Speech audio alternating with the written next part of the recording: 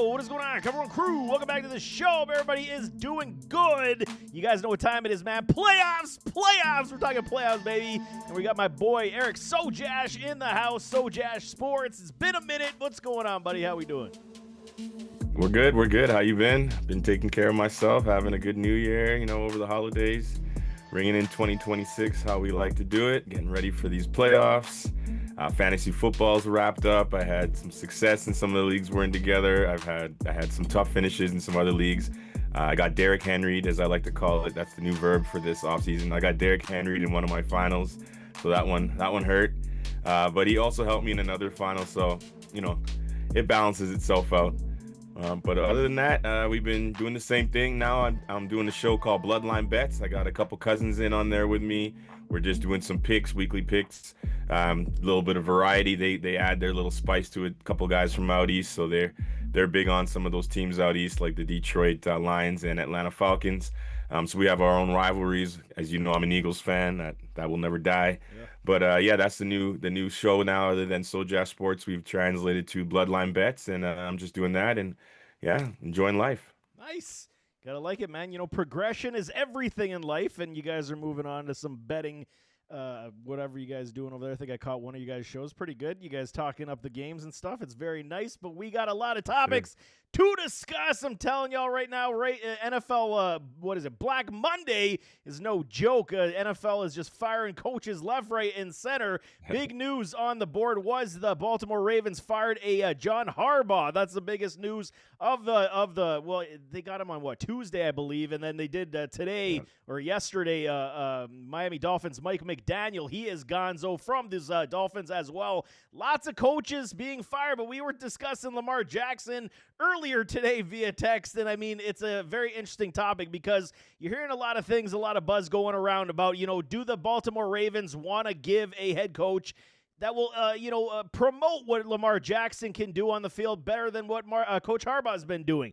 We were trying even to figure out what is Coach Harbaugh in general. He doesn't really have some, preferred acumen either onto the offensive side or the defensive side of the football anyway. He is really just a head coach, manager of the team, but he's being highly touted. Lots of teams do want his services. So, I mean, let's start there. We're talking with the Baltimore Ravens, John Harbaugh. Where does John go? How do these Ravens fix this offense, this defense, this team in general? And is Lamar, quote unquote, an issue at this point?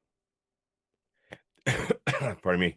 So yeah, John getting fired is kind of a surprise in terms of him being the tenure that he's had. I think it was 18 years. So that's a ridiculously long tenure. Yeah, going back to when we were even young pups, So yeah, that's quite a run that he had with two different quarterbacks. Unfortunately, him and Lamar's marriage is going to end without a successful ending. They had a couple of good runs. They had a couple of first seeds, or at least I think they had one first seed heading into the playoffs and the bye week. And that was the year. I believe that year is what bought him some extra time, but that year falling short is also what inevitably cost him his job. I don't think it was all on him this year. There were so many moving parts, so many things that just weren't adding up. Lamar's injuries, he had a slew of injuries if you even just read the report. On another thing about the reporting about his injuries, it wasn't accurate. They got fined for, I think, something in week 4 with an injury they had that they did not report for him. So there's been all kinds of things involved with them that you knew that something at the end of the season, if it wasn't successful, it was going to end in a firing there. So I'm not overly surprised in that aspect. He's been touted already, though. I've heard the New York Giants are heavily sought after him. He looks like he's a hot ticket. He's the number one head coach on the market. I think he's going to want to get back into the NFL. I don't think he's going to step away for a year. My gut feeling is he's going to want to get right back where he left off and find another gig. I can see him in a place like New York, big market. They need somebody that kind of transitions into more of an overseer, someone that clearly knows what they're doing. They've had some other issues, not to say that Dable didn't know what he's doing, but he was very offensive focused. You could tell even at the end of his tenure, not to do a Dable rant, but he was so heavily driven on the success of that quarterback. He was chasing the man into tents and pulling him out. So he could see it was it was all quarterback or nothing at one point with Dable, where I think with a Harbaugh, you'll see a step back. He's going to oversee the whole program, bring in like this more of a I don't want to call it a softer culture because they his teams seem to play very physical football, but his approach to how he coaches and talks about his players is more of a player's coach, more of a softer approach. So I think he's going to bring something like that to New York, that which could be a nice switch up for them.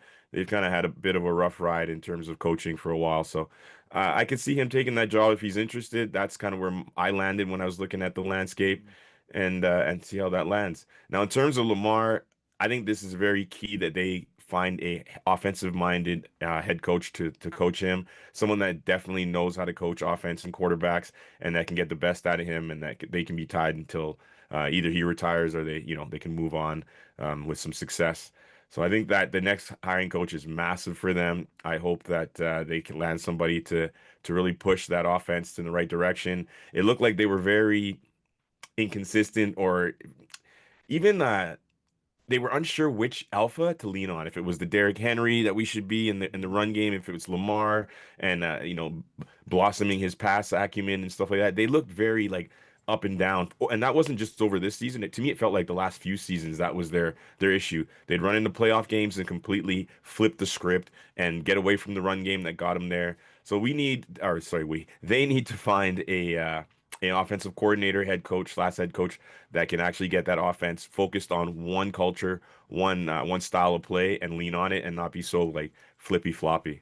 Yeah, it's one of those things with the Ravens. It's extremely frustrating, even when they got a Derrick Henry, and you see how successful that they were, even playing the Green Bay Packers most recently.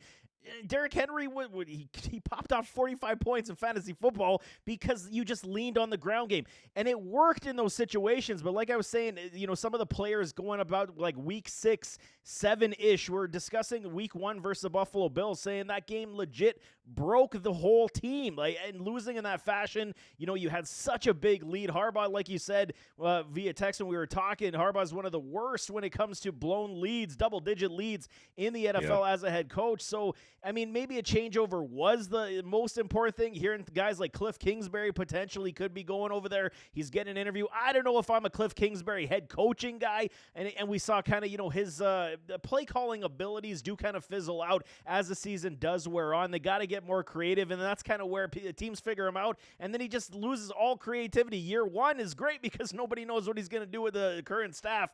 But it's going to be an interesting ride. But Mike McDaniel, I just want to finish it off before we move on from coaches. Coaching fires, if you guys obviously don't know, have been living on the moon, man. Atlanta fired Raheem Morris. Cleveland fired Kevin Stefanski.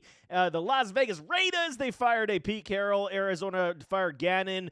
Tennessee, obviously, and New York Giants fired their coaches mid-season. But Mike McDaniel apparently he's been contacted by those Detroit Lions. I want to touch this because if he does go to those Lions, and we know what Devin off the HN, my dude, we saw what he was able to do in that Mike McDaniel offense. You put Jahmyr Gibbs in this offense, and we're hearing a lot of rumblings that, David Montgomery, Monty, he wants to be out because he was not happy with his usage this season, and that's only talking about the ascension of Jahmyr Gibbs. If you get Mike McDaniel on this Detroit Lions offense with a Gibbs, oh my God, this guy could break 3,000 yards.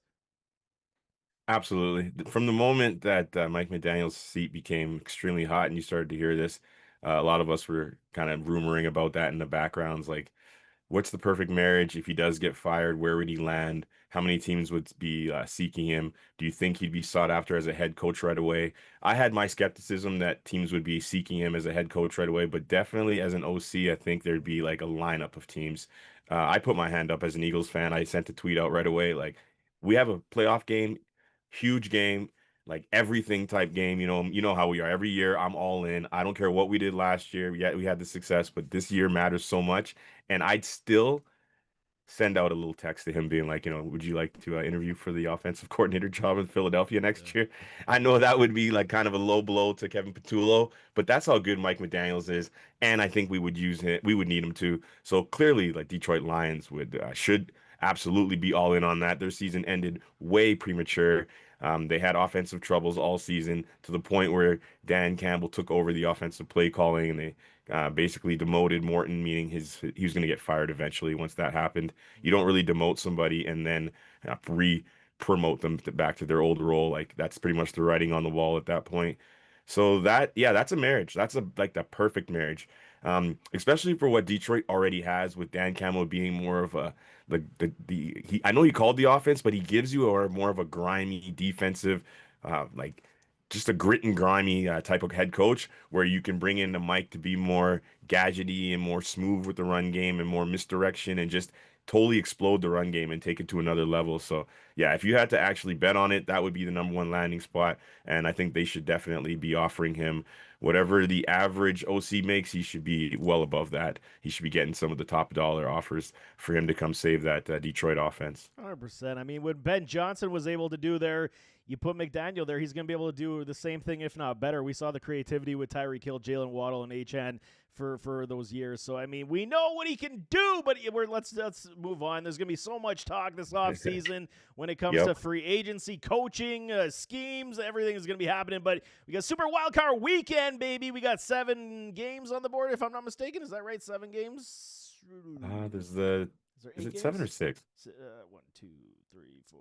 Whatever. We got a lot of games. I don't know what's going on. I can't do my math right now. We'll get through it. Yeah, we'll get through it all anyway. Let's start with Saturday contest. We got the LA Rams taking on those Carolina Panthers. Rams are favored at minus 10.5 at this point. This line has been moving quite a bit as the week has gone on.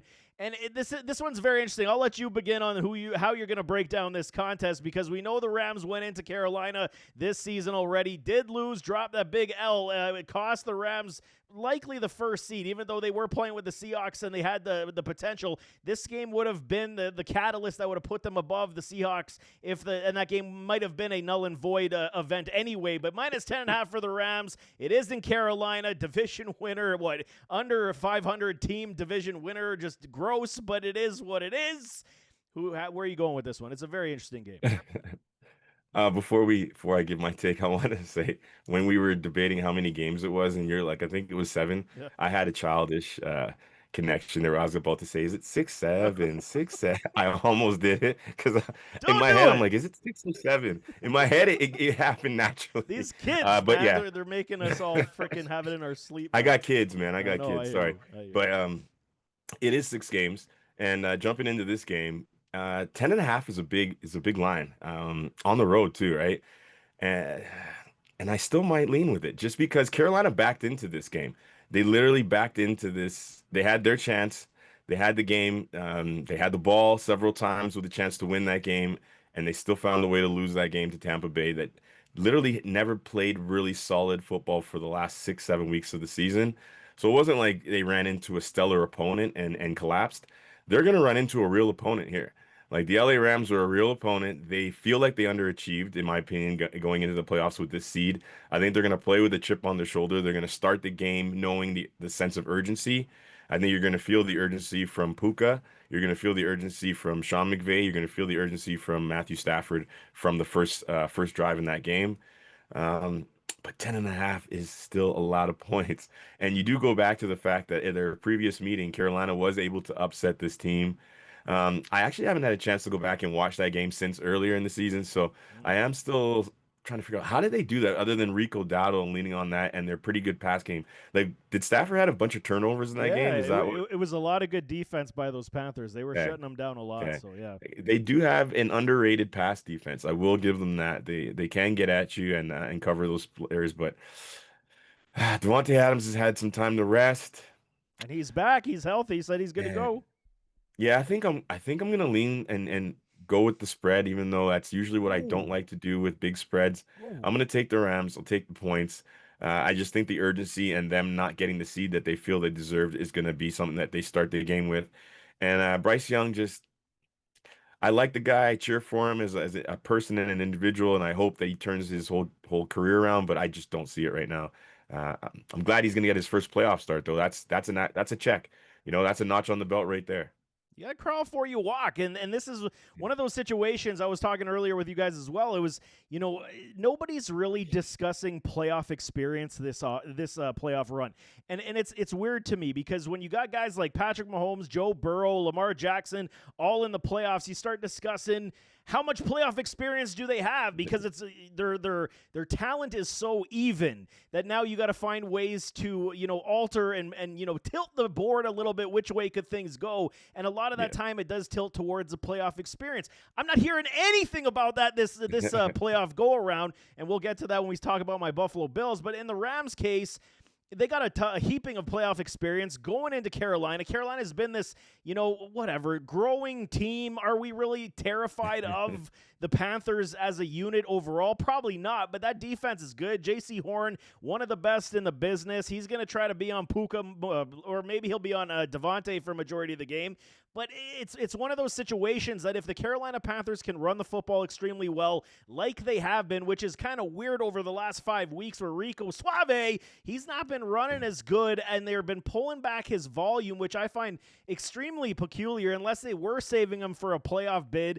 But they were fighting the whole time, so I couldn't fighting the whole right. So I couldn't understand why they would pull it back, and it's not like they wwere given really good carries to a Chuba anyway. Bryce Young and Tet, you got to find other avenues to throw that football as well. You want to see somebody else step up in this offense to be that secondary piece. 10.5 points still is too much for me. I'm gonna buck it. I'm gonna go Carolina plus 10.5 as we sit today because it's in Carolina. Yes, okay. The Rams got the playoff experience. Rams, trying to get the victory. It could be Matthew Stafford's final season. He could retire after this campaign as well. We will see what happens, but I'm definitely taking the Panthers right now at plus 10.5. I still expect the Rams to win this contest. Moving on to Sunday, Buffalo Bills, my Bills. Bills Mafia taking on those Jacksonville Jaguars. Bills favored minus 1.5 points. At this point, this one has been kind of jumping up and down as well. Seeing a lot of talk from these Jaguars, coming in this very much on a heater, 8-game winning streak, full of mojo, full of confidence. The head coach is, still playing off of that, we're the underdog and we're going to continue to push. Don't believe in us. We're going to go. But here's the thing, and this is my team, so I'm going to start on this one because, the Buffalo Bills, everyone's talking about, Josh Allen, no Mahomes, no Lamar, no Joey B. If he doesn't win it this time, when's he going to win it? And it's a valid argument. It is. All the big dogs are gone, but you have all these up-and-comers. You got Bo Nix. You got Drake May. You got, C.J. Stroud's defense. There's a lot of players. You got Trevor Lawrence, obviously, this week as well. Here's the thing. You go and you look at their schedule over since around their bye week. I believe it was the Texans were their only loss, and then they went on that 8-game heater to finish the season. You look at a lot of those contests. The LA Chargers that they destroyed, that was a cross-country travel for the Chargers a week before the bye week. They were not getting up for that game. So I'm going to call that one a flop by the Chargers, not necessarily a beatdown by the Jaguars. You talk about who else? The week after that, they had the Arizona Cardinals, and Jacoby Brissett, he hung with them. They only won by 3 points, and they gave them a run for their money. The next one you had was those Denver Broncos, or the Indianapolis Colts, excuse me. And then Daniel Pennies, he ripped his Achilles, and that was it for that. It was early on in that contest, and then they ended up sweeping the Colts as the season did go on as well. And then the only quality victory you had in that was versus those Denver Broncos at Mile High. So yes, I understand. That's where everyone's getting all of this, feelings about it, saying Jags are so good, defense is so strong. A lot of these games were with a lead as well. So you're talking number one rush defense. These teams were fighting for points. That rush defense got the benefit of, not much rushing volume. So for me, Buffalo Bills number one rushing offense with a James Cook. We know what Josh Allen can do. Dalton Kincaid is likely back healthy this week and should be, not limited whatsoever. This is one of these contests. If the Bills' offensive line, which is one of the better units in the entire NFL, if they can stop guys like Josh Allen on the Jaguars side and company, and, just get some James Cook running. We've seen teams like even the Texans. James Cook was able to run on them as well. So I don't think it's going to be one of those situations. I get it. No running back over 75 yards, if I'm not mistaken, for the entire season for this Jags defense. But you have the Bills who can actually, change it up in this contest. Stop those screens. Go a lot of play action pass. Bills lead the league on first down run plays. I foresee a lot of play action on first down this week against these Jags, and I see a lot of Josh Allen slinging that football in a big way for guys like Dalton Kincaid and Khalil Shakir. So you got the Bills? You're taking the Bills? I'm taking the Bills. Sorry, 1.5. We're good. Okay, nice, nice. No, I think all the points you make there are very valid. I am one of those people that I don't want the narrative to come off like if Josh doesn't do it now, when, but I want it to come off like this is the best opportunity in terms of he's undisputed the best quarterback going into the AFC playoffs. There's no one else in the AFC field that has no other team in the AFC field that has a quarterback that ranks as good as him or has as much playoff experience as him, recent success as him. It's all him right now in terms of those things. So that's where I do give him that pressure, I guess, or level up edge, or depending on how you want to look at it. I think it's an advantage and it's also an added pressure at the same time. But I think it's something that they should look at as something to thrive in. Like they know they've been here before. They know that a lot of the things that have kept them from reaching their ultimate heights are players and teams and coaches that aren't in the playoffs right now. Defensive coaches, offensive coaches, that aren't here to kind of give you that same look that you kind of had seen in the past and had caused some issues in the end. These are all new opponents, a new run. So I think you guys should come in with some confidence and yeah, I think the Buffalo should definitely feel good about their opportunity in front of them to make a run, regardless of what seed they're going in with. I saw a ranking the earlier today. I think it was the Buffalo Bills have the number one ranked offensive line in in football this year. Mm, Obviously, you had the number one running back in terms of the rushing title. So James Cook is not no one to shake. Like he's someone to take very very seriously. mhm. Obviously, we have Josh Allen as one of the top two, three quarterbacks wherever you want to put him this year. He was in the MVP argument all the way up until like the last 2 3 weeks. So there's a lot to work with outside of the wide receiver room in Buffalo. I think you guys are also like the number two or number one ranked pass defense, That's just right. in terms of pass defense. Hmm. So these are some serious rankings. Like this is a really good team that's not being talked about as an elite team in that aspect.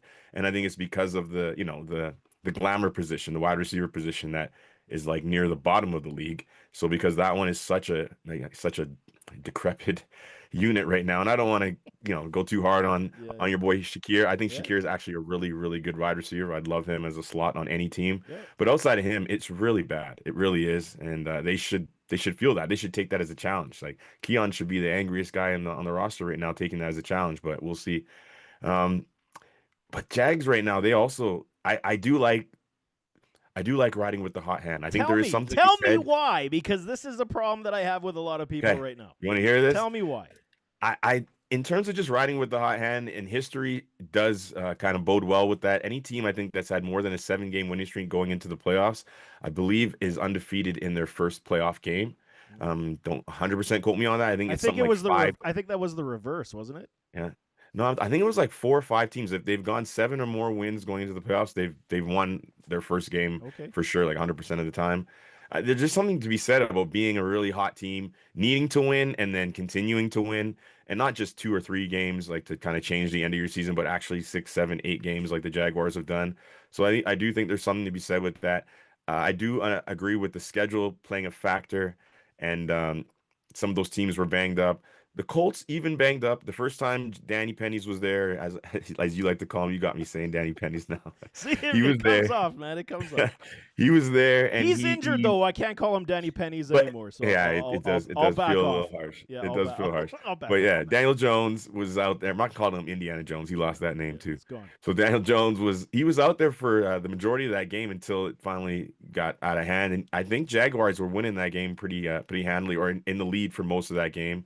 The Denver game was when I was really paying attention to them. I thought that was a very impressive win in Denver on both sides of the ball. That's when I think all heads started to turn, where you had to take the Jaguars serious. And then they didn't slip up after that. They kept it going. Even though the opponents weren't up to Denver's standard, I think there's something to be said to continue that momentum. Don't have one of those little letdown games where you let some other underachieving opponent catch up to you. So I do really like what they're doing. I think Liam Cohen is an underrated coach. Mm. He's got this quarterback and this offense moving in the right direction, and I like that he's not like Trevor's personality type. And I think at first people were wondering, is this going to work? Because it looks like Trevor's not really vibing with how fiery and like angry he can get. But I think it's needed. He's calling him out. He's telling him like, "Yo, don't make that throw. Like you're in the red zone. What are you doing?" And I know it makes you look bad in the public eye, and I understand the professionalism and stuff. I think they'll get there though. I do believe like if you are a quarterback of Trevor's stature, and this ain't year one, this ain't year two, this is now I think year five, the expectations are high. And I think Liam's coming in with a sense of urgency. Like, bro, like, listen, I don't care what everybody else is saying. Like, if you're the man, be the man. Like every play, don't make that mistake. And I think now that he's kind of drilled that into Trevor, you're getting the best of Trevor. So there's a reason to believe this team can actually go on a real run, especially if they can knock off Buffalo. I personally believe whoever wins this game is going to go on that run. So Mm. this is a massive game. I'm really having a hard time picking it.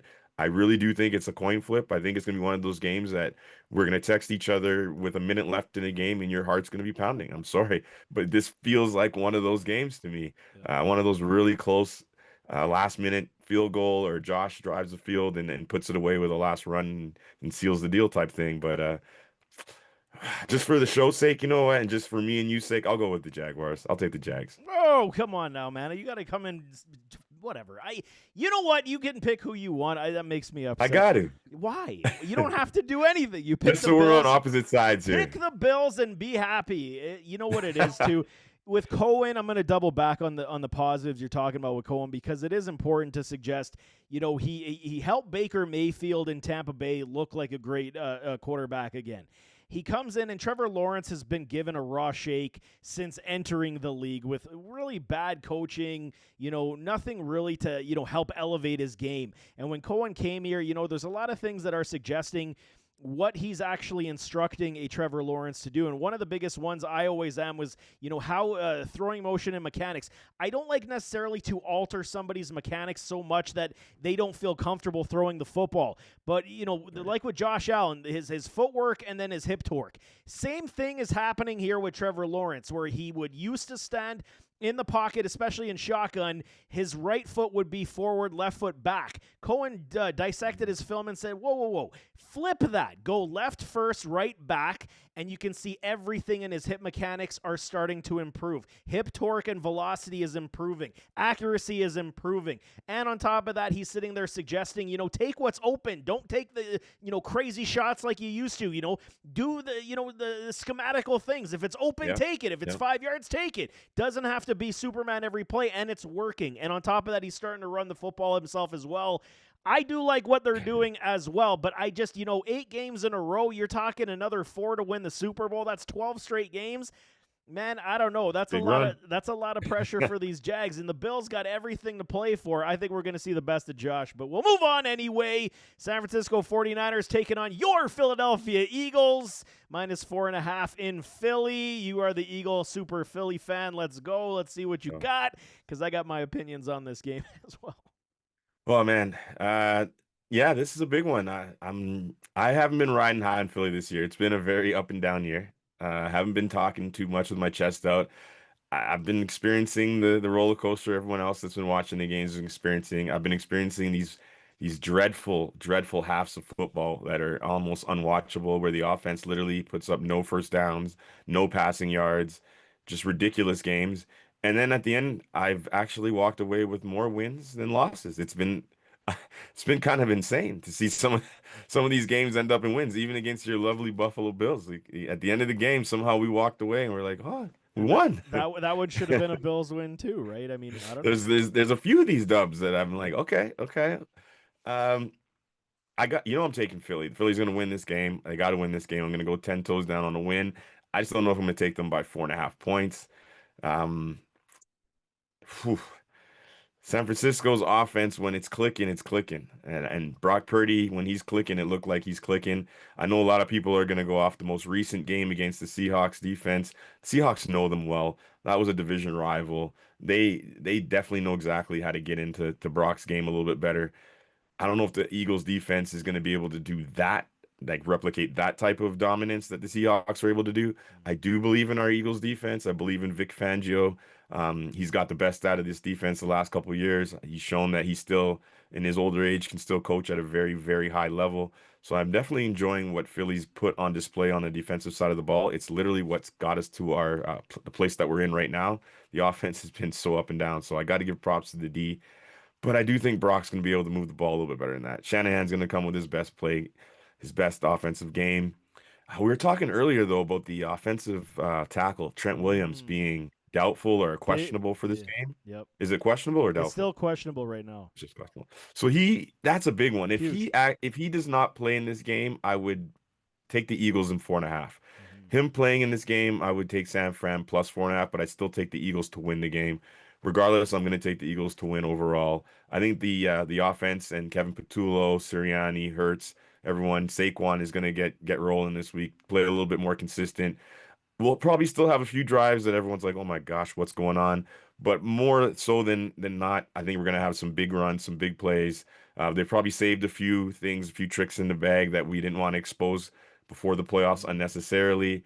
So we'll see some of those come out, and I think you'll see Jalen Hurts have a pretty good steady game.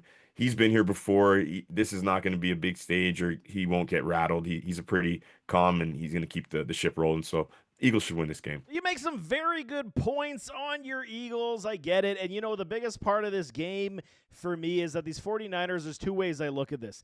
They've overcome so much adversity when it comes to the injuries, and they're still winning football games. And they continue to get injured. They signed Kazir for linebacker because I think that other middle linebacker, the third stringer that was, taking over for Fred Warner, he's out of Bethune, this I think. contest. Huh? Yeah, Bethune or Bethune, something like Bethune, that. that's right. Yeah, exactly. Yeah, So yeah. he's out of this contest. And now, with Trent Williams, that is the biggest marker for me as well. If he does miss this game, it's going to make it that much more difficult for these 49ers. We saw what happened the last game that they played without him, and it was a big struggle for them to move that football. CMC could not get on track either. So it is a big one. If Williams does sit, I probably will take the Eagles at -4.5. But as of today, if Williams is playing, I'll take the 49ers at +4.5, but I will likely take the Eagles to win this game outright. But it is going to be close only because you got West-East travel. That's always a killer for a lot of teams as well. This one should be a very good game regardless, and it's going to be tight. I could see it going either way. Yeah, it's a rivalry too. They Mm. goes back a few years to the first year Brock took over and almost led the Niners all the way there, and he got blown up on the elbow, caused his season to end early, and it actually helped propel the Eagles to a Super Bowl appearance. We ended up losing that game. The Niners celebrated our loss. Went into the next year. They kept that celebration going on. Now that there's no Debo and Mm. no Ayuk by his own validity, um, it does seem a little bit different in terms of the rival because it felt like those two kind of spearheaded most of the trash talking, at least the online trash talking. Yep. So I do think that's kind of calmed down a little bit. And on our side, it was Chauncey Gardner-Johnson doing a lot of the talking too. So some of the talking figures are gone, but I do think there's some undertones just in terms of these two teams. They met enough, and a lot of the stakes. Every time we meet, there's a high stakes. So I'm looking forward to it, man. I'm looking forward to it a lot. Well, Cooper DeJean is, dipping into some Cougars stuff over there, so maybe he's going to be riding high in this one. I Go Coop, digress. go Coop. But I did skip the other Saturday contest. Thanks for pointing that out to me. Green Bay and Chicago is the other Saturday contest with the Rams. We'll dive back into that one. Green Bay is favored at -1.5 in Chicago. What could be a massive snowstorm, apparently, with bad weather. So we got to stay keen to that as well. So this spread is definitely taking that into account that this could be a very low-scoring game. I guess I'll start with this one because, with the Green Bay Packers, they, before Parsons, this defense was moving. They kind of had a hiccup. They got Parsons. Defense started moving. This offense still continues to go through Josh Jacobs. And that really does, cause me concern and worry because you have so many playmakers like a Romeo Dobbs. Romeo, my dude. And then you got, Golden, who's not used. You got Watson always dealing with injuries. They lost Tucker Kraft, which was massive early on or around the midway point. And you feel like Jordan Love still is like stuck in quicksand. He can't get out of his own way at this point. I'm a Jordan Love supporter. I like the guy's game, but I feel like LaFleur doesn't trust him enough. Like when Malik Willis is playing, he lets the playbook open, and Malik is doing everything in his power to win football games. Why you babying a Jordan Love? So it tells me a little bit that there's not a lot of confidence to take over the contest. You're playing it extremely safe. Josh Jacobs has said he has felt the best he's felt in the last 6 weeks, so that's a big one for the Packers as well. I mean, Chicago, on the other hand, they've been rolling, and Ben Johnson's got this team moving in the right direction. But again, I go back to playoff experience, man. Caleb Williams, he's been playing good football, and he's been improving every single week. But in the playoff game, it's a little bit different. Is he young enough to not know the difference at this point where it's, so much, anticipation, so much pressure? I mean, he's been there before in college football, but in this one, -1.5, I think even in bad weather, even though the Bears do run the football extremely well, I'm going to side with these Packers. I'm going to go -1.5 for Green Bay. Yeah, this one it's another coin flip, hence why it's a 1.5 point spread there. Third time they're meeting in a season. That's always a tough one for anybody involved. Both know each other extremely well. I think Green Bay won both games, even though they came down. The last one came down to the wire there, where Caleb threw that pick in the end zone. Um, it does seem that it requires Chicago and Caleb a lot of heroics at the end of games to make some of these games close or to end up in wins. I don't love that. I'd like to see more consistency or them play with a little bit more leads and stuff like that. Unfortunately, the last time I saw them do that was against my Eagles, where they literally just got a lead and then ran the ball down our throats. Like it's quite embarrassing. Like it was nothing. But that if they can get that type of game plan going and rolling at home against this Packers defense, that would bode extremely well for them. And then can just use Caleb's legs too, the same way he was doing the last time he played the Packers when Micah was still healthy. I remember there's a soundbite after the game about Micah saying, "Well, yeah, I can't sack him because all he's doing is running. Like they're literally just running boot, boot, boot, and just running it every time. So, there's no chance to sack him, and he gets rid of the ball really quickly too if he's not running those type of plays."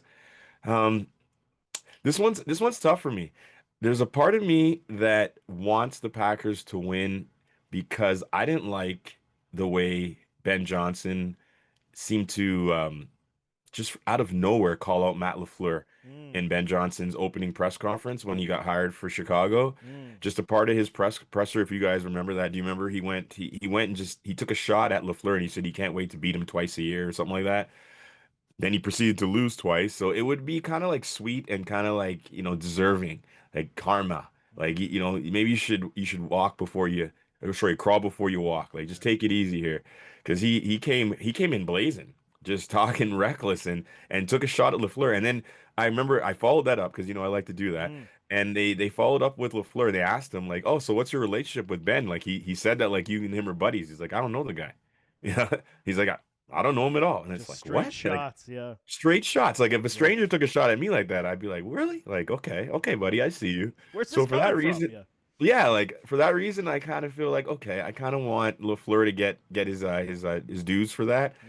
But I do like the bravado in a sense. I don't like the way he went about it, but I do think there's some confidence behind that. Maybe he sees LaFleur as like a really good competitive coach. He's a good young coach, good offensive mind. Maybe he sees himself in that same um, kind of like class, and he's gunning for him in a sense.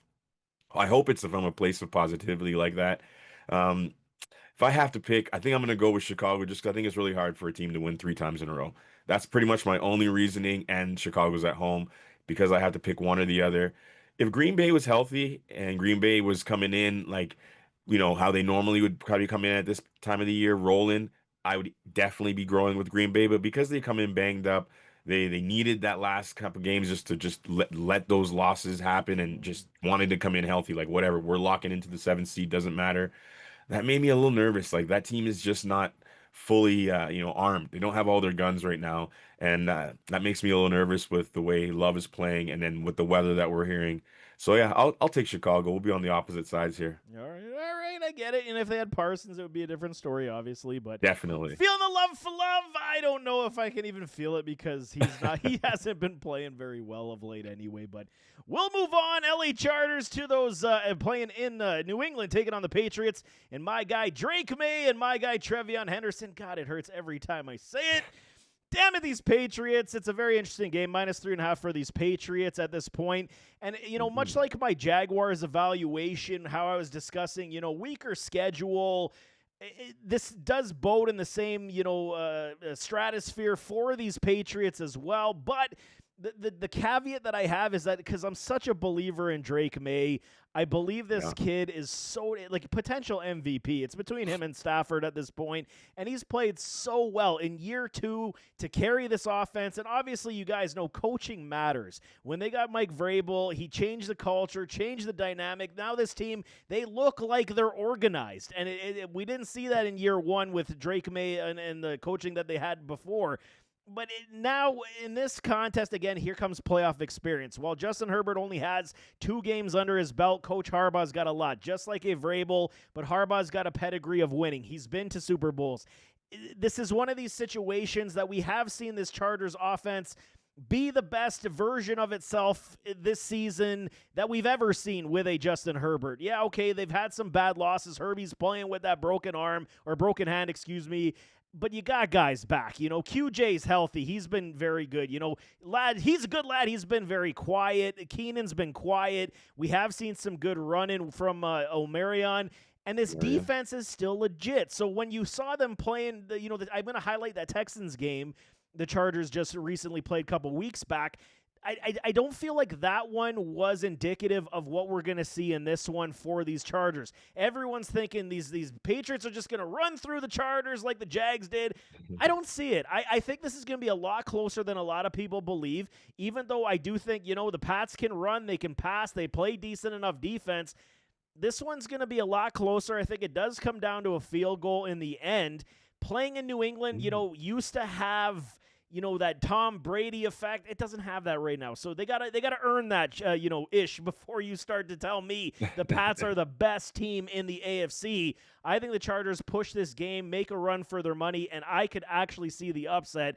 I'm going to go Chargers plus 3.5, and I'm thinking I'm taking the Chargers to win this thing outright. Ooh. Win outright. Nice. Win outright. I liked it. I like the call. Okay. This one I came in pretty much leaning New England. I haven't really moved too much on it. The 3.5 does scare me. The half point there does scare me, but I don't know. I do like the way New England is coming into these playoffs. We were complaining, 7, 8 weeks ago? Will you guys please just give Travion Henderson the dang ball? Well, they started to give Travion Henderson the dang ball. We stopped complaining, and fantasy owners were eventually rewarded. I think that's going to continue. Ramondre Stevenson is healthy right now as well, so they got a two-headed monster at running back. Plus Drake can run. That's a 3-headed monster at running back. Both teams are banged up on the offensive line, so they're both struggling with the same things, but Patriots have the more healthier, younger quarterback. Man, I don't know, man. I do like me some Herbert. He's shown extreme toughness this year. I like the resilience that he's shown and the toughness that he's shown. John Harbaugh and the Chargers, in my opinion, made a little statement by saying we're okay losing to the Broncos, allowing the Broncos the first seed, meaning we are getting locked in to a 2-7 matchup with the Patriots. They pretty much knew if we don't beat the Broncos, we are going to play the Patriots. And they were cool with that. Yeah. So that's kind of a little bit of a we're ready. We know who you are, and we're cool with it. We don't want to change our fortunes. We're not trying to get anything higher. It's all good. We're ready to see you. So I do like that kind of confidence that they're showing. We'd rather rest and just get ready for this opponent. Man, it's a very interesting move by them to do that too. It was. Just to hand over the first seed to the Broncos is very, very interesting. Yeah. I think I got to go Patriots though. I have a feeling that offense is going to find enough plays, and their defense is going to make 1 or 2 turnovers to be the big difference. I do think it's going to be close though. Yeah, I could see it being a 3-point game, and I lose by the half point. But I'll go Patriots at home. Bringing that Brady and Belichick into a new era. Now it's going to be May and Vrabel, and usher off the new era. I don't want to see them go one and done. So I'm going to go Patriots. Okay. They get it covered. 3.5, and let's go from there. Okay, I get you, man. I got that the Fiesta Bowl on in the background. What a crazy game this game is going right now. Good Lord, what a contest. Ole Miss just scored. I can't. It's football. But Monday night, we got now Monday night Super Wildcard Weekend. Houston Texans finish this weekend off -3, taking on those Pittsburgh Steelers in Pittsburgh. It's a very intriguing contest. You go ahead and shoot first. I'll piggyback off your comment. Yeah, this one was really tough for me to call too. Like up until we were getting ready to shoot, I was really unsure about this one. You got the old vet, Aaron. This is the last hurrah. He got to the playoffs. This is what it was all about. Everything before this literally does not matter. This is it. Clean slate. 0-0, let's go. So with that type of format, having the old vet with that experience, knowing that his window's so close, I can't see him doing anything but coming out and playing his best ball. It's just unfortunately his best ball might not be enough to stop or to overcome this defense. He's playing the best Mm, defense, right? So it's like, damn, bro, you really got the opportunity that you were looking for, but you got it against the yeah, worst matchup possible. yeah. They got the two pass rushers that can destroy him. He needs to get rid of the ball in an extremely quick manner. And even against this defense, I don't know if he will be able to do that. The only real positive I'm liking for Pittsburgh is that they're at home. Mm, They got the playoff experience of the coach and the quarterback at home. TJ Watt's back playing healthy. He looked pretty good in that game, making some plays last week. He mhm. should be a little bit healthier to make some bigger plays in this game. Not to mention, Houston still has their problems on their O line, so you can see Watt having a couple disruptive plays in Yeah. this game, making his presence felt. But my, you know what? I'm gonna go Houston. You're I, doing I this on the think fly. Look at you Yeah, talking your way I into these am. things. I am. I'm talking myself into it. I'm gonna go Houston. I'm gonna Yeah. go Houston. Okay. I like what CJ Stroud has done in all of his playoff previous games. At least the first game, he's shown a lot of poise in the playoffs. He's shown that he's the moment is definitely not too big for him. Mhm. He seems to play his best ball in big moments. I don't see him changing that. I can see CJ Stroud playing a pretty consistent game here. Maybe not any of those like wow plays or 300 yards or anything like that, but a very consistent game where the completion percentage is pretty high, low turnovers, if not zero, a good 250, 260 yards and maybe a couple touchdowns there. So yeah, I'm gonna go with Houston and CJ Stroud to get the playoff win here. No, fair enough. And it's hard to go against the Texans defense at this point.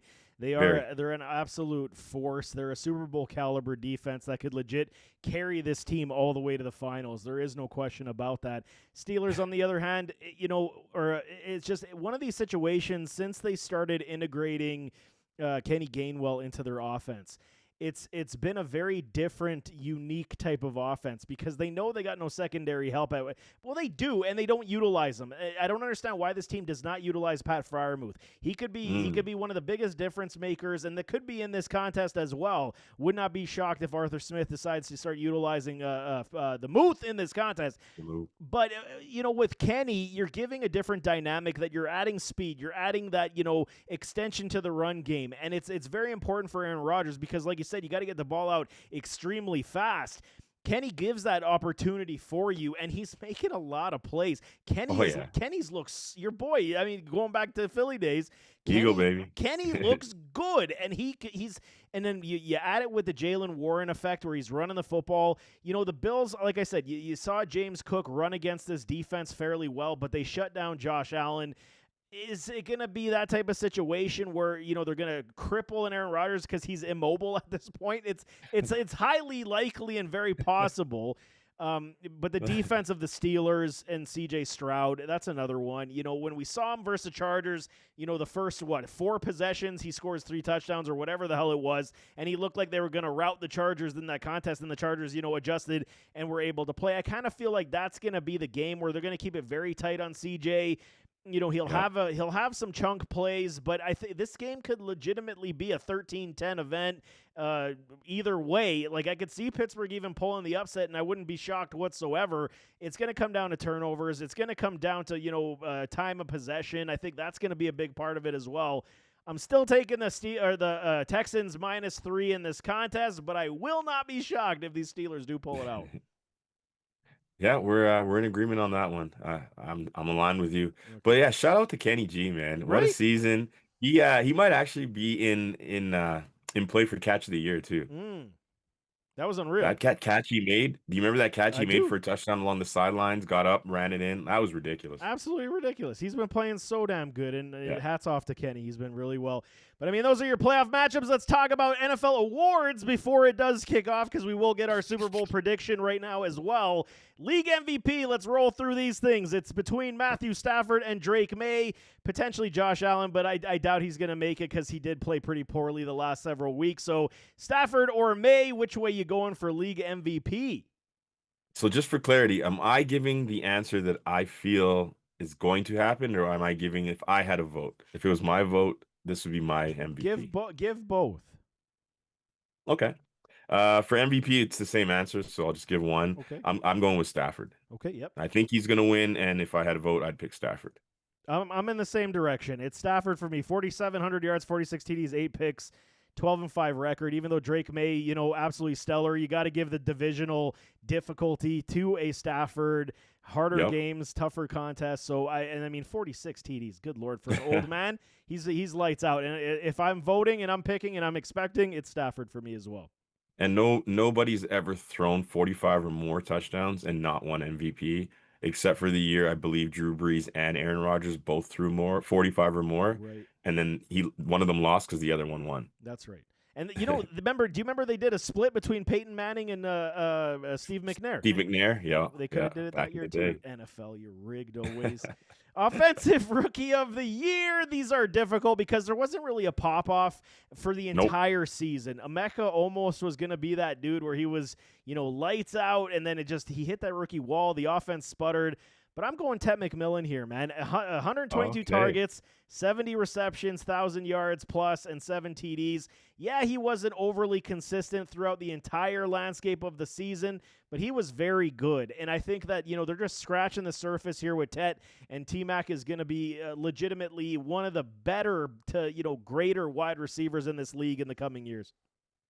Yeah, this is not going to be great television because I thought I had a unique answer, and that's the same answer I have. Okay. I'm going with Tet. I got Yeah. it right here on my little cheat sheet, man. Yeah. It says Teteroa McMillan. Yeah.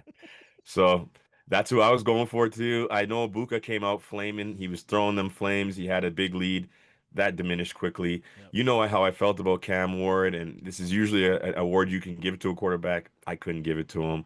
Um, yeah, I got to go with Teteroa McMillan. He's the only guy that I think full season, his team's in the playoffs. He has something to do with that. He was the number one all year for Bryce when they really didn't even have a number two. Remember, Coker missed most Yep. of the season, and Xavier Legette, he has a couple splash plays, but he cannot be consistent enough for me to call him a number two. Yep. So yeah, I got to go with Tet. I think he deserves it. I could have easily been swayed for Jackson Dart as well, but I think that winning record is just what brings him completely out of the conversation because he had a great year too.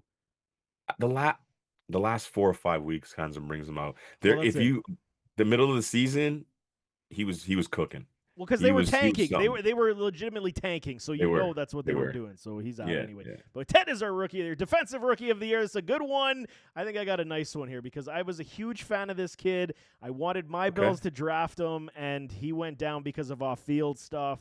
James Pierce, Atlanta Falcons, 10.5 sacks, 16 quarterback Nice. hits. I think this kid, he was top of the at the beginning of last college football season. He was ranked as a top 5 pick, and he did slip in that draft because of the off-field stuff. But he is a killer, and I think he's just scratching the surface too. Yeah, I like Pierce as a pick there. He had a pretty good season. Um, Pretty consistent too. Like he Mm. didn't have like huge games where he had 3, 4 sacks in one game. It was just he'd get one here, a couple games and get another one here. So he's pretty relentless, and I think he's only going to blossom from there. I went with the guy from Cleveland just because the Oh yeah, overall defense was fantastic. So I went with Schlesinger there, or yep. no, Schlesinger. How do you say it? It's something like that. I Yeah, think I'm it's not even gonna Schlesinger. try.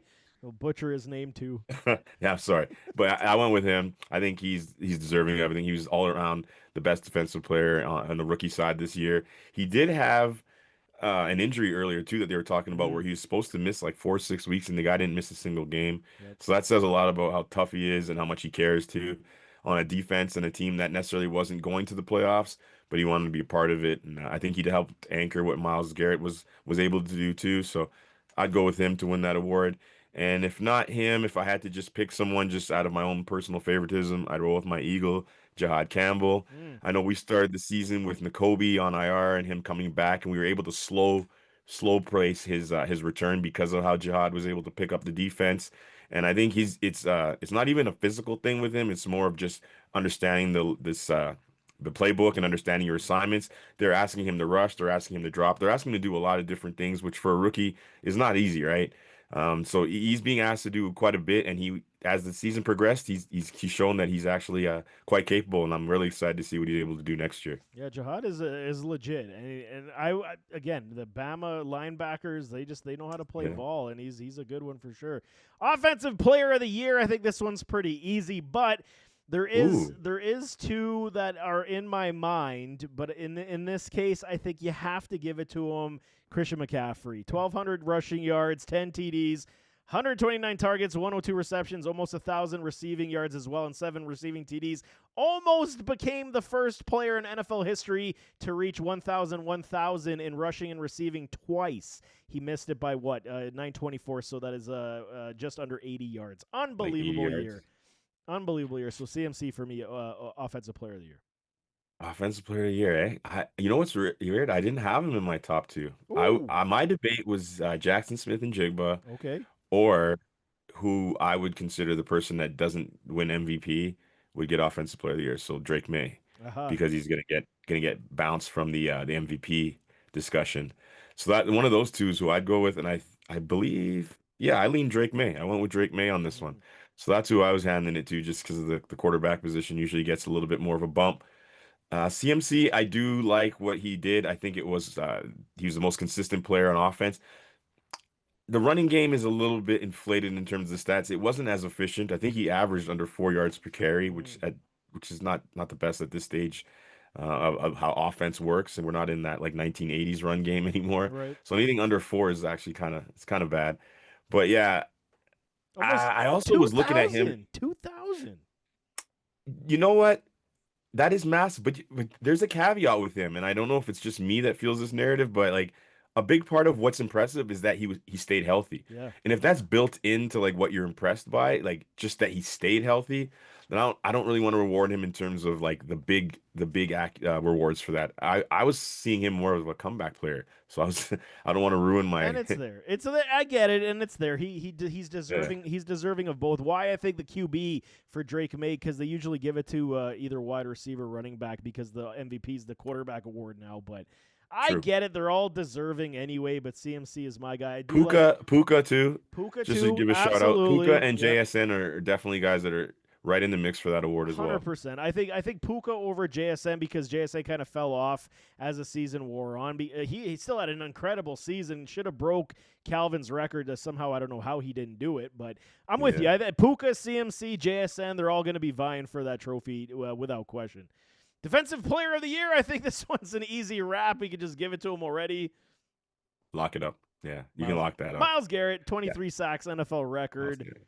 Did you Yeah, see? that one's Did you see Jared that one's a Allen? guarantee. It's guaranteed. Did you see Jared Yeah. Allen's claiming he's got the record at 23? No, I didn't see that one. What did he Yeah, say? he's saying that the league he made the sack, but because the quarterback fumbled the ball, picked it up, and got sacked, they called it a muff and then a team sack and didn't award it to Jared Allen. So he only got a half sack on that as a team sack, That's and it was ridiculous. 22 and a half, and he should have 23. So I mean, there's still some. He was still pretty angry about it apparently. So, but Miles That's Garrett, funny. 23 sacks. He's an unbelievable season. Yeah, yeah. Unbelievable. He had that one 5 sack game. He's insane. He had games where people literally tried to game script him out of it. That Aaron Rodgers game, we saw that Yeah, they're like, you know what, even if we lose this game, you're not sacking me. And they literally lost the game. But yeah, to still hit that record.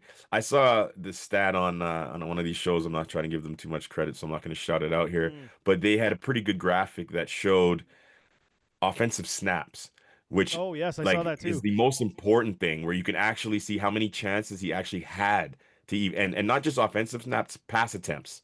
Hmm. So how many pass attempts and offensive snaps he actually went against versus some of these other guys that had the 23, 22 sacks, and how many pass attempts they went against. And a lot of them was significantly higher than Miles Garrett's pass attempts. So he was near like the lowest pass attempts that he got to rush against Mm. versus the sacks that he was able to accumulate. So I think that makes it even more Huge. impressive.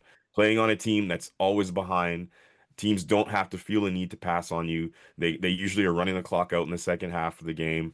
So like to make that type of record against opponents that have that opportunity against you, that's actually insane. I think it was something like 504 snaps for Garrett and then 700 something for Strahan and like 800 some for TJ Watt. So it is Yeah. It extremely was it was a extremely pretty big impressive. gap. Yeah. Yeah, exactly. So comeback player of the year, you already said it. It's CMC for you, I'm For assuming. me, yeah, I'm going with CMC for me. And just for shits and giggles, I'll give a shout out to Philip Rivers for those 4 games. Put him on the ballot. That was impressive. We were concerned that he may not survive. Yeah. Like, I'm not even gonna hide. I'm 43 years old. I'm right around Philip Rivers' age. There's no chance I'm even going back to flag football. I'd be concerned I would survive. I Right. don't know if my hammies would hold up. Right. This man went back to real football. Like, people don't understand how And brave this throwing dude is. touchdowns and And dimes. throwing touchdowns and calling checks and Yeah. checking the blitz and like and talking some shit. Like Yeah. he still was Philip Rivers, Yeah. So that was cool. Yeah. And they lost all the games, but those were fun games to lose. Once he actually showed that Seattle's not going to absolutely destroy him, Mm-hmm. I bought in. So Yep. just for fun, I'll throw him on the ballot too. Fair enough. Fair enough. CMC for me likely is comeback player of the year as well. I'm going to throw a little Hutchinson in there also, man, coming off that Yes. broken leg, and he was just a beast as well, game changer. But again, Shout out. didn't translate into wins overall. And then, of course, Daniel Jones. Daniel Pennies said I wouldn't call him that anymore, but he's on the list for me as well. Definite comeback Oh, player. actually, I got somebody. Stephon. Mm. Shout out Stephon, your boy Diggs. We No don't. diggity. He's not my boy no more. We can Diggs it. Stephon, But he's not he even on came my back. ballot. He did fine. He came back, right? He did. came back from the ACL. He actually Yes. played better than I thought. I won't lie. He played better Quicker, too. this season as a Patriot than I thought. Yeah, quicker You know, too. so- I didn't think he was going to come back as quick as he did. So shout out to Yeah, the I know. recovery. But I don't know. Maybe it's the baby Yeah. making thing that gets him healed up. I don't There you know. There you go. Head coach of the year. This one's going to be very interesting because there is a lot of candidates in the running, and I Yep. think very much deserving of it. But I definitely got one on my board. I think this one, he finally gets over the top, and I think it's going to be a little bit of respect thing going into this one, saying, he's Okay. done it for a long time. Longevity is there. Respect is always there. But what he had to endure with these 49ers, Kyle Shanahan, all the injuries, still 12-5, hardest division in football. Nobody playing with a backup quarterback in Mac Money Jones. I mean, come on. George Kittle was out. Fred Warner was out. You lost everybody. Ricky Purcell's barely stepped foot. You lost Ayuk. No Debo off of the trade market. Like, what else do you want this man to do? And he's still in the playoffs and still one of the better teams in the league. I'm going Kyle Shanahan. If he doesn't win it this year, I seriously think he gets robbed. I think he's a great candidate to win it too. I think he's not going to win it though. Mm-hmm. I think that if he had won that game, if the 49ers had won that game and won the division and got the 1 seed, I think he would have locked up that trophy Sure. as well. Without Being question. knocked out, yeah, being knocked out and now having to go on the road as a 5th seed underdog, and if they go one and done to Philly like I expected, I think that it's gonna sway voters there. But you remember this is only in season. So all the votes are already cast now. So the votes are already cast? That's right. Okay. That changes everything then. That changes everything because he definitely had them in that. When did the votes are finalized? Is it before? It's before the first round of the The playoffs. first. Okay. Because I definitely felt like them locking up that 1 seed would propel him to that seat. I went with Liam Cohen just because I believe the Jaguars' expectations from last season to this season have been vastly exceeded. I think the run that he's gone on with the roster that he has, I think has been shown that he has like a really strong acumen in football, especially offensive football. Mm-hmm. But he's got the best out of all aspects of that team. They made some moves that people thought were suspect, getting rid of Tanks Bigsby earlier on. That hasn't seemed to affect their running game. It's been pretty steady. Trading up in the draft to go get Travis Hunter. That hasn't really panned out in terms of on the field production this year. He's not even available. The team is still up there. They're still winning. They're still in a position to go on a run here potentially. So I'd go with Liam Cohen just based on expectations and then how quickly you turn that roster around and then the amount of wins they were able to compile this season. Can't hate it. But there's nothing wrong with that pick at all. I like the 49ers pick, especially because like what you said, there's a bit of a respect there. There's a bit of an overdue thing. Like he's had a few really fantastic seasons with different quarterbacks, different running backs. So even pre-McCaffrey, and he's still produced insane offenses. So in that sense, I do like I like Shanahan as an award winner there. But I do think that loss is like, ooh, I know it it does just sting. bounced them from that spot all the way down here where everything can just change in one wild card game. Yeah, it does sting, and I'm with you. And they're gonna definitely look into that as well. And I mean, what Cohen has done, eight game heater, like I said, and I mean, you're saying, he just completely changed the entire culture and dynamic. He's definitely in that running as well. The Miami Hurricanes just scored Carson Beck on the run, and they are taking the lead with only 20 seconds left. Good What's the Lord, score? this game, man, 31-27 Miami. Ooh, Unbelievable. What a wow, comeback. Only, 16 wow, seconds left. What a game this has wow. been. Go rewatch it when we're done this show because it was a good one. But Super Bowl predictions. I know it is just starting Wildcard Weekend, but we'll end the show on this. Who are we picking? What's the score? Who's the winner? I'll start right now. I'll give you some time to digest if you need it because I'm going with my Buffalo Bills from the AFC. I think it's time. I think, you know what, all this, they don't have a wide receiver, and it's funny, the teams that they did have that were so much better, like even the 13-second season where they lost to the Kansas City Chiefs, I truly believe that was the best roster the Bills have had with McDermott and Josh Allen, and they just couldn't get it done. And how does the world work typically? You don't foresee this roster, which is, arguably one of the, lesser, weaker rosters Josh Allen has had in his tenure, and they're going to go over the top. So I'm going with my Buffalo Bills. This year they're going to represent the AFC, and they're going to take on your Philadelphia Eagles. I think the Eagles, playoff experience is everything. I think the Eagles are going to, again, another team that fell under the radar, didn't play to expectation. Lots of drama with guys like A.J. Brown, Saquon having a regressive season because of so much carries he had last year with 2,000 yards. Defense getting healthy. You saw Carter. He goes in between the season. He goes and gets both shoulders repaired, so he can go for this long playoff run. So I think it's Bills, Eagles, and sorry about your luck. Bills win 30-27, and we will be Super Bowl champions, baby. Let's go, Buffalo. I don't hate your script. I'll say that off the jump. I don't hate that script. I'm That's not too submitting crazy. it tomorrow to the league office. This is going to get through. Wow, no, I didn't expect it, but I don't hate it. I didn't come up with a score. I'm not going to give you a little score or anything like that right now. But what I will say is I got, like I told you, the winner of Jags Bills. I said I think is going to go on a playoff run. Mm-hmm. So I went with Jags and Eagles in the Super Bowl.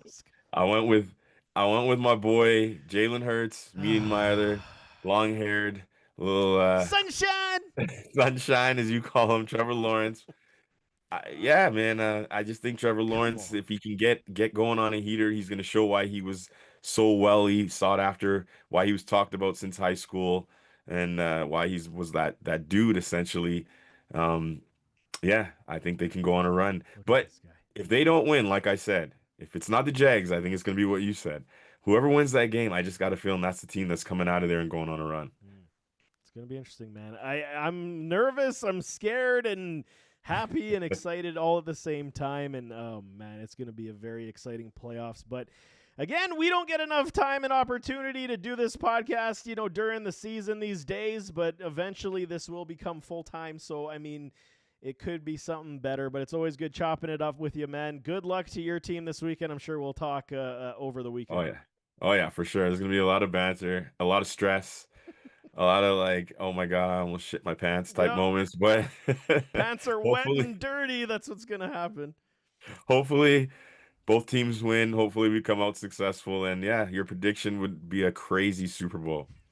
It would be insane. I don't even think I could watch with you, to be honest. So no, that would be a tough one, man. That'd be a tough one. But yeah, thanks for having me. It's always fun. Take a look at us on the Bloodline Bets anytime you have a chance. We're going to be making some picks, making some prop bets. I've actually done better this season with prop bets than ever before. I've been hitting a lot of those. You find a guy like JSN week 1, you could ride that for like 8-9 weeks, and you could stay ahead of the curve for a heck of a long time. I did that with a few of those, and Michael Wilson once he got hot, and a few other guys like that. CMC is obviously another one. You could ride his receptions and things like that, where you're like, I know he's going to catch 5 passes. They can't help but throw this man the ball 100 times. So like we've done really well this year in terms of finding trends, riding those props, and yeah, follow us and stay tuned. Definitely go check him out on YouTube. He's got his channel kicking over there. Support the man. He knows his stuff. We chop it up all the time, but it's always good fun. But let's get out of here. Nevertheless, as always, don't forget to hit that like button, hit that subscribe button, jump in those comments, give me your thoughts, put in your playoff predictions, who you think's going to win Wildcard Weekend, Super Wildcard Weekend. Lots of exciting football. We still got college football playoff tomorrow or today. It's going to, when the show drops, Friday, so it's going to be a good long weekend of football. Gotta love it. But we'll see you next time. I am out.